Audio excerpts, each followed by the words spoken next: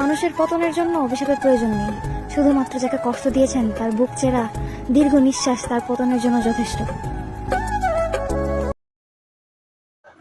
শর্মিলা এবং আলম হাসানের বিচ্ছেদের পরেও তাদের মধ্যে ভালোবাসা এখনও রয়ে গেছে, তার প্রমাণ এই ভিডিওগুলো।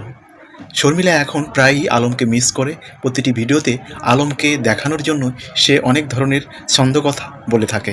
আলম হাসানও ইতিমধ্যে অনেক ভিডিওতেই শর্মিলাকে মিস করতেছেন এবং তার ছেলে যে মিহাল রয়েছে সেও একসময় তার মার কথা তাকে বলছিল, যদিও সে অভিমানে মুখ লুকিয়েছিল ছেলের কাছে যে তুমি তোমার মায়ের কথা বলো কেন। অপরদিকে শর্মিলা আপু খুব মিস করে আলম হাসানকে। সে আজকে ফুচকা খাওয়ার সময় এক সময় বলেই থাকে যে একটা লোক জানতো ফুচকা আমার খুব প্রিয়, কিন্তু আপনারা মাইন্ড করেন না, সে আসলেই কিন্তু আলম ভাইয়ের কথাই সে বলছে। কারণ নারী তার শখের পুরুষকে যাকে ভালোবাসে তার কথা কখনো সে বলতে পারে না। তাদের ভিতরে যদিও প্রস্তাবে বিয়ে হয়েছে, কিন্তু তাদের মধ্যে একটা ভালোবাসা এখনও রয়ে গেছে। আমরা চাই শর্মিলা এবং আলম হাসান আবার নতুন করে সংসার জীবন শুরু করুক। সবাইকে ধন্যবাদ।